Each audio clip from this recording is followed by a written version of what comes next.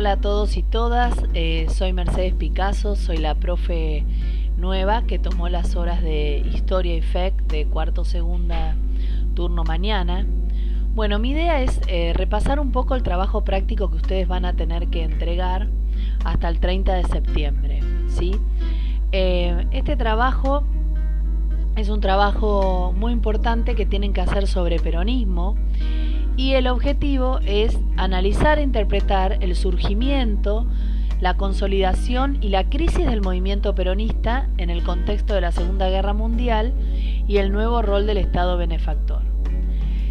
El tema que vamos a tratar va a ser la primera presidencia de Perón, la relación que estableció, que se estableció entre el Estado, los trabajadores y los empresarios industriales, la industrialización, el mercado interno y el cambio social. También es muy importante resaltar de este periodo la ley del voto femenino de 1947 y la Constitución de 1949. Entonces yo lo que en el tipo de trabajo que armé, lo que fui haciendo es dividiendo el trabajo como por temas, ¿sí? Entonces acá en la primera hoja donde aparece la primera y la segunda pregunta, lo que hice fue armarles un mapa conceptual donde ustedes van a tener, digamos, marcadas las cuestiones más importantes que tienen que ver con el peronismo, ¿sí? ¿Cuándo fue el primer gobierno de Perón? La importancia de los profundos cambios, qué es lo que cuáles son las cuestiones por las que se destaca el primer gobierno de Perón, ¿sí? Por un lado el gran intervencionismo estatal, por otro lado el tipo de reformas que se implementaron, que permitió que los sectores populares adquirieran un gran protagonismo político. Esto es lo que se llamó después sociedad de masas, ¿sí? ¿Por qué? Porque los sectores populares adquirieron un rol protagónico, ¿sí? Durante la presidencia de Juan Domingo Perón.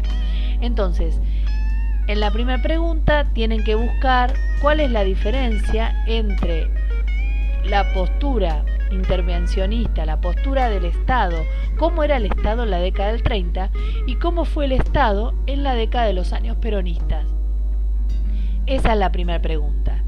La segunda tiene que ver con esto que yo acabo de nombrar, que está vinculado con ¿por qué se llama sociedad de masas? Bueno, todo esto está en el texto, es cuestión de buscarlo y leerlo.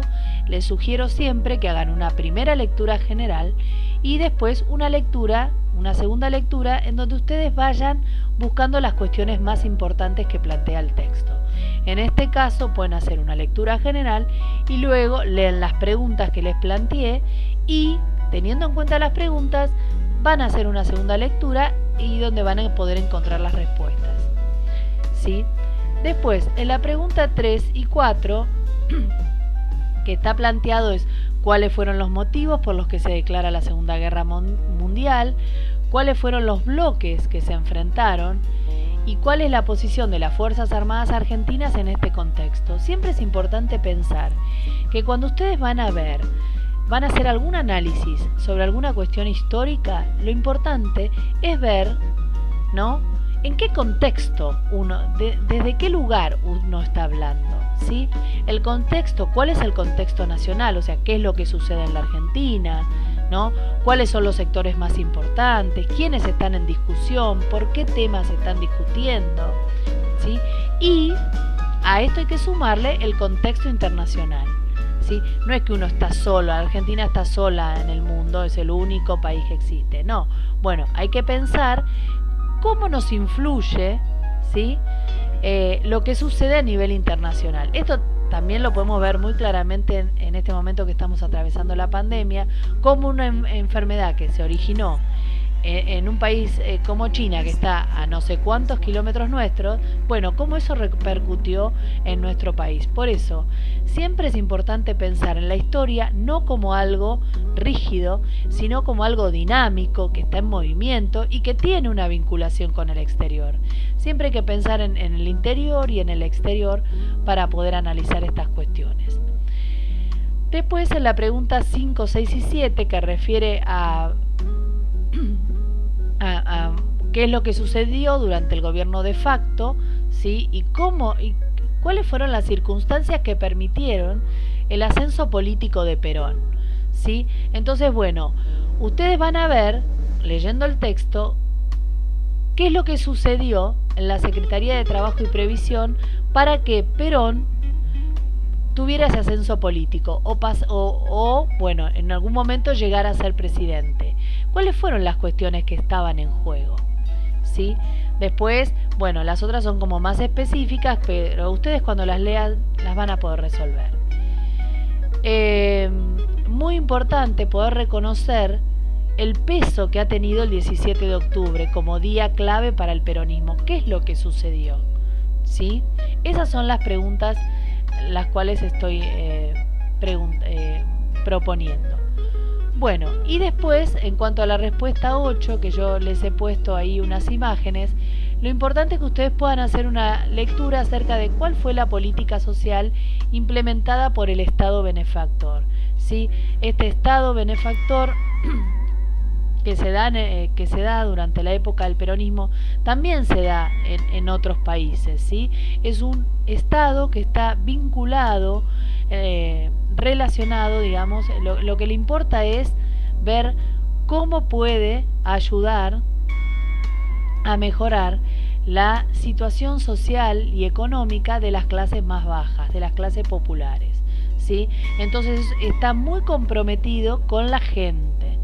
Entonces, ustedes van a ver que hacen una lectura sobre la política social que se implementó durante el primer gobierno peronista y van a poder vincularlo con las publicidades que yo les puse de esa época, que tienen que ver con la adquisición de una vivienda propia, con la nacionalización, por ejemplo, de los elevadores de granos, con la cuestión, la importancia del IAPI, ¿sí? Todas estas cuestiones tienen que ver con mecanismos que se crean desde el Estado, con políticas públicas que se aplican, cuya idea es mejorar la calidad de vida de los trabajadores, ¿sí?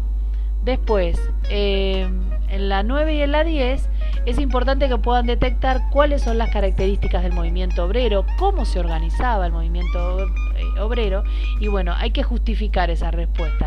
No es solamente que tienen que dar una respuesta en la que digan, bueno, el movimiento obrero tal y tal cosa. ¿Por qué? Bueno, necesito que relacionen y vinculen, ¿sí?, la respuesta y la justifiquen.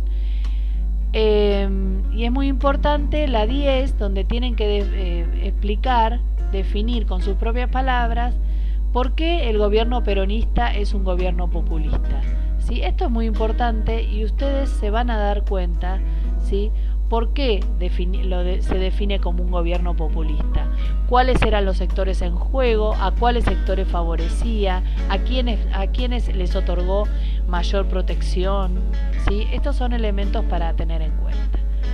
Es muy importante en la 11, por ejemplo, cuál fue el protagonismo que adquirió Eva Perón durante el primer gobierno de Perón. Todo lo que ha hecho, digamos, Eva durante su corta vida, y ¿no?, que fue la mujer de Juan Domingo Perón, es importante. ¿Por qué se plantea? La pregunta era ¿por qué se plantea que la promulgación de la ley 13.010 en el 47 produjo un cimbronazo en el país? ¿Qué significa esto? Que modificó, que dio vuelta, digamos, la situación. ¿Qué es lo que permitió la ley?